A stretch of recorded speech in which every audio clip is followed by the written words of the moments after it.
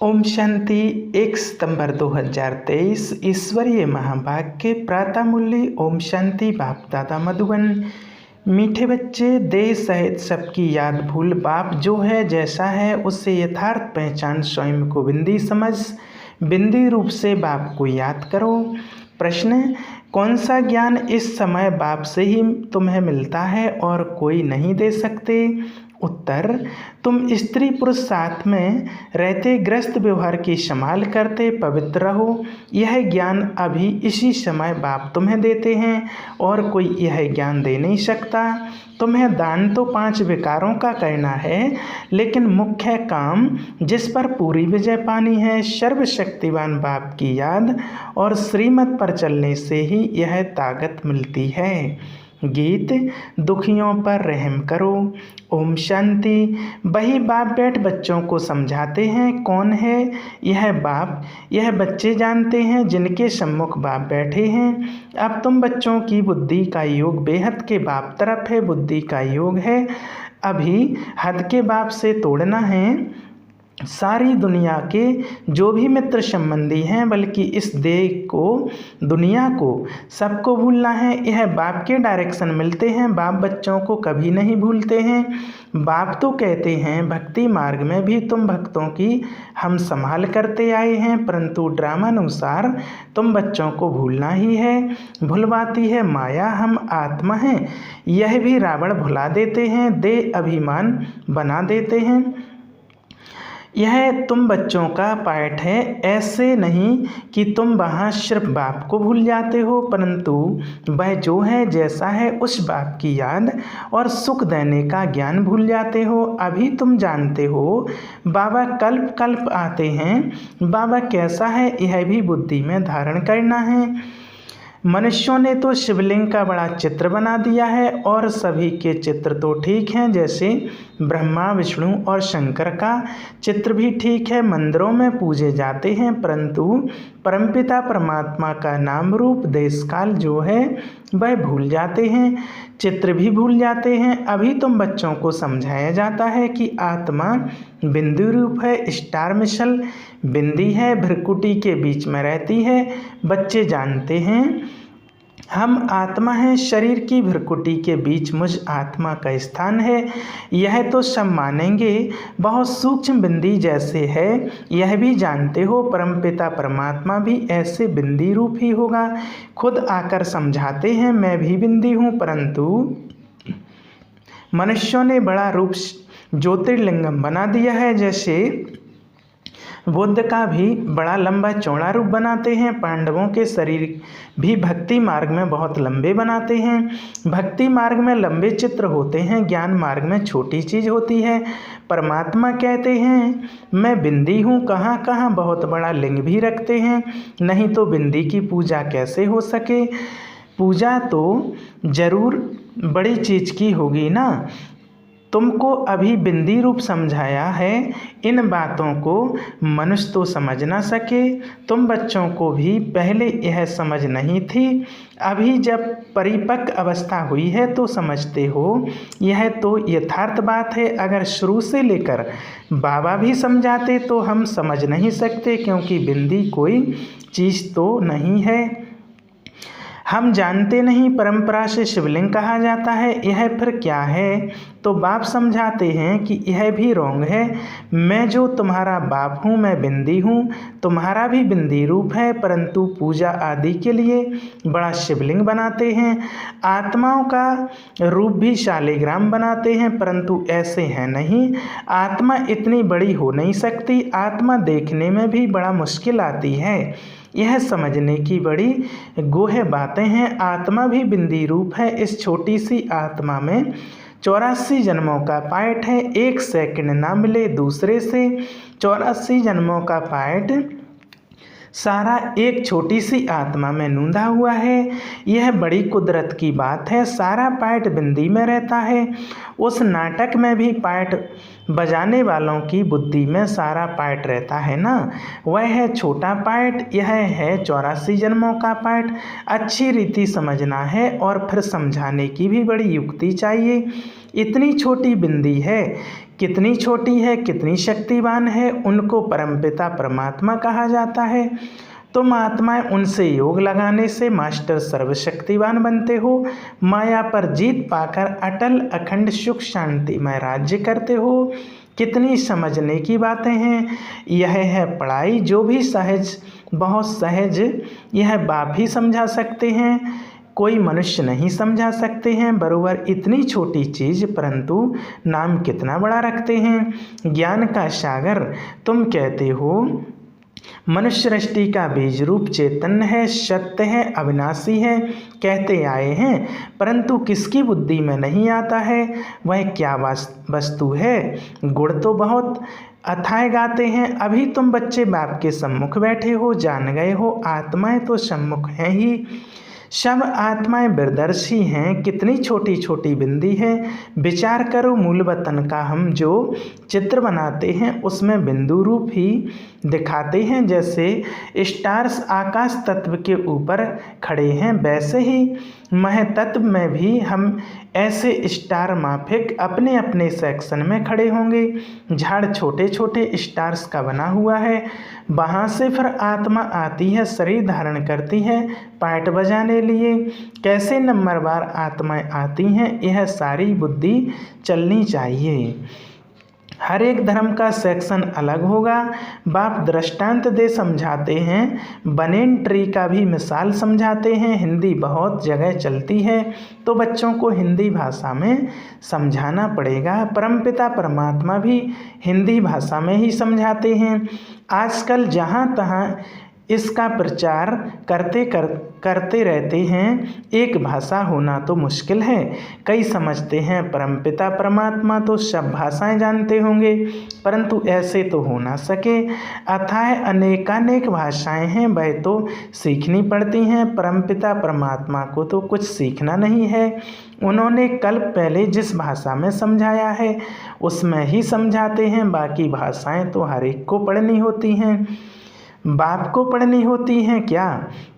तुम देखते हो शुरू से बिंदी चली है, सब हिंदी, शुरू से ही हिंदी चली है, सब हिंदी सीखते जाते हैं। भारत में हिंदी का प्रचार है, बाप भी हिंदी में समझाते हैं। फिर हर एक को अपनी भाषा में ट्रांसलेशन कर औरों को समझाना पड़े। बाप और बाप की रचना का परिचय सबको समझाना है। सभी का सद्गति दाता वह एक बाप है, यह भूल जानेंगे। बरोबर बाप आया हुआ है।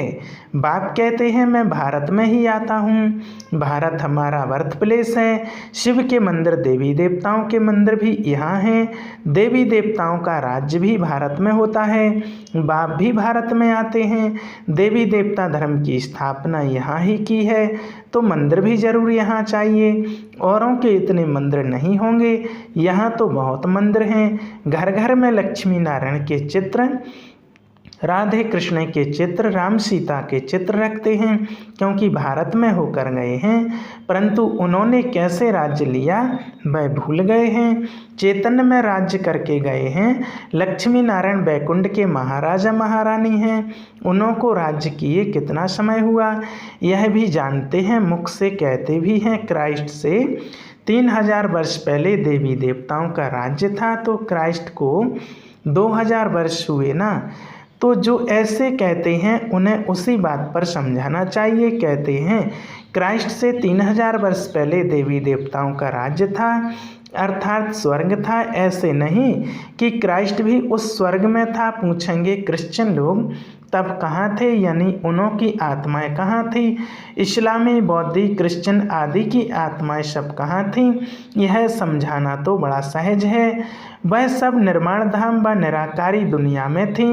निराकारी दुनिया भी है, दुनिया में जरूर बहुत रहने वाले होते हैं। सभी आत्माओं का निवास स्थान महतत्व रूपी निराकारी दुनिया में है। तुम बच्चों की बुद्धि में अभी यह है कि इस समय सब देवी देवताओं की आत्माएं हाजिर हैं। तब बाप आए हैं, फिर से देवी देवता धर्म की स्थापना करते हैं। समझो कोई धर्म आता है, पहले तो बहुत छोटा होता है, छोटी छोटी शाखाएं निकल जब पूरी होती हैं तब यह तुम्हारा फाउंडेशन भी पूरा होता है। बीज और झाड़ का राज्य समझाना तो बहुत सहज है। मनुष्य सृष्टि का झाड़ बहुत धर्मों का है, समझते भी हैं। फलाना धर्म था तो फलाना धर्म नहीं था, अभी छोटे छोटे धर्म निकलते हैं, आगे तो नहीं थे ना। छोटी छोटी शाखाएं तो अभी निकली हैं, यह तुम बच्चे जानते हो और कोई नहीं जानते। आत्मा और परमात्मा का बिंदी रूप नहीं जानते, अभी बाबा ने तुम बच्चों को आकर समझाया है। तुम कहते हो बरोबर हम आपके बच्चे हैं, कल पहले भी आपसे मिले थे, आपके बच्चे बने थे, बच्चे बनते हैं बाप का वर्षा लेने। बाप कहते हैं तुम हमारे हो, गोया एडॉप्ट किया, मुख वंशावली बने, तुम सब एडॉप्टेड हो। बाबा भी ब्रह्मा मुख से कहते हैं तुम आत्माएं हमारी हो, तुम आत्माएं भी कहती हो बाबा आपने जो ब्रह्मा तन में आकर अपना परिचय दिया, हम आपके हैं। बाबा कहने से ही वर्षे की खुशबू आनी चाहिए, बच्चे ही कह सकते हैं। यह है प्रवृत्ति मार्ग। सन्यासियों के शिष्य बनते हैं, वह बाप बच्चे नहीं बनते। वर्षा बाप से जायदाद का मिलता है, वह तो कहेंगे हमने गुरु किया, गुरु से तो जायदाद का वर्षा नहीं मिलेगा। वह तो जायदाद को छोड़ जंगल में चले जाते हैं, वह जायदाद दे ना सकें, वह है ही निर्वर्ती मार्ग वाले। बाप तो जायदाद देते हैं, उनसे कुछ नहीं मिलता, जंगल में जाएंगे तो सन्यासी कहलाएंगे। तुम भी सन्यासी कहलाते हो, वह है हठयोगी सन्यासी, तुम राजयोगी सन्यासी हो। सन्यासी अर्थात 5 विकारों का त्याग करने वाले। सो तो तुम त्याग करते हो और फिर पवित्र दुनिया में चले जाते हो। वह त्याग करते हैं परंतु पवित्र दुनिया में नहीं जाते, पतित दुनिया में है ही रहते हैं। तो बाप समझाते हैं आत्मा कितनी छोटी है, इतनी छोटी वस्तु में कितनी ताकत है, अविनाशी भी है। वह बाप इस शरीर द्वारा समझाते हैं, तुम्हारी आत्मा समझती है। बाप कहते हैं मैं आता ही तब हूँ जब कलयुग का अंत है, तमो प्रधान पतित हो जाते हैं। मुझे याद भी तब करेंगे जब संगम होगा, तभी हम आएंगे, तभी विनाश के चिन्ह भी देखने में आएंगे। सो तो बरोबर देखते हो, अभी तुमको समझ मिली है, वह फिर औरों को देनी है। अभी कलयुग का अंत जरूर है। यादव कौरव पांडव भी हैं, महाभारत लड़ाई भी है, बरोबर उस समय राजयोग भी सीखते थे। पांडवों ने विजय पाई, यादव कौरव विनाश हुए। स्वर्ग में तो एक ही धर्म होता है, अनेक धर्म खल्लास हो जाते हैं। यह बाप बैठ समझाते हैं, बच्चे जानते हैं। बाबा की इस राजयोग की शिक्षा से हम बरोबर सो देवी देवता पद पाते हैं। तुम पुरुषार्थ करते हो, हम तो नर से नारायण ही बनेंगे, बाप का वारिस जरूर बनेंगे, तख्त नशीन बनेंगे। फिर जितना जो पुरुषार्थ करेंगे उतना पद पाएंगे। पुरुषार्थी छिपे नहीं रहते, वह बड़े मस्त होते हैं। पहले पहले प्रतिज्ञा करते हैं। बाप के जन्म बाद है रक्षाबंधन। बाप को जानते तो पहले प्रतिज्ञा करनी है। बाप कहते हैं काम महाशत्रु है, दान तो 5 विकारों का ही करना है, परंतु पहले पहले मुख्य काम है, इनसे बड़ा खबरदार रहना है। भले स्त्री भी साथ में हो, ग्रस्त व्यवहार में रहते पवित्र रहना मेहनत का काम है। सर्वशक्तिवान बाप को याद करने और उनकी श्रीमत पर चलने से ताकत मिलती है। बाप का फरमान है साथ में रहते इकट्ठे रहते पवित्र रहना है। आगे तो स्त्री पुरुष इकट्ठे रहने से आग लगती थी, बाप कहते हैं इकट्ठे रहो परंतु आग ना लगे। अच्छा, मीठे मीठे शिकिलदे बच्चों प्रति माता पिता बाप दादा का याद प्यार और गुड मॉर्निंग। रूहानी बाप की रूहानी बच्चों को नमस्ते, रूहानी बच्चों की रूहानी बाप दादा को याद प्यार और गुड मॉर्निंग नमस्ते। शुक्रिया बाबा। धारणा के लिए मुख्य सार, पहला पॉइंट, दिल से बाप को याद कर जायदाद की खुशी में रहना है, पूरा पावन जरूर बनना है। दूसरा विचार करना है आत्मा कितनी छोटी है और उसमें कितना अविनाशी पार्ट नूंदा हुआ है। बिंदु बन बिंदु बाप की याद में रहना है। वरदान, स्वेच्छा और दृढ़ संकल्प से एक देकर पदम लेने वाले चतुर सुजान भव। चतुर सुजान बच्चे मिट्टी से भरे हुए सूखे चावल देकर एक का पदम गुणा भाग्य बना लेते हैं। सिर्फ चावल देते और रिटर्न में सर्व शक्तियाँ, सर्व खजाने 36 प्रकार से भी ज़्यादा वैरायटी ले लेते हैं। परंतु कई बच्चे वह भी देने के समय सुदामा के मिसल कक्ष बगल में छिपा कर रखते हैं। बाप खींच कर ले सकते हैं, लेकिन खींच कर लिया तो उसका रिटर्न इतना नहीं मिलेगा। इसलिए स्वेच्छा और दृढ़ संकल्प से एक देकर पदम लेना यही चतुराई है, इस देने में ही कल्याण है। स्लोगन: साक्षी बन न्यारे होकर हर खेल को देखने वाले ही साक्षी दृष्टा हैं। इस मास की सभी मुरलियाँ ईश्वरीय महावाक्य निराकार परमात्मा शिव ने ब्रह्मा मुख कमल से अपने ब्रह्मा वत्सों अर्थात ब्रह्मा कुमार एवं कुमारियों के सम्मुख 18/1/1969 से पहले उच्चारण की थी। यह केवल ब्रह्मा कुमारी के अधिकृत टीचर्स बहनों द्वारा निमित्त BK विद्यार्थियों को सुनाने के लिए हैं। अच्छा, ओम शांति।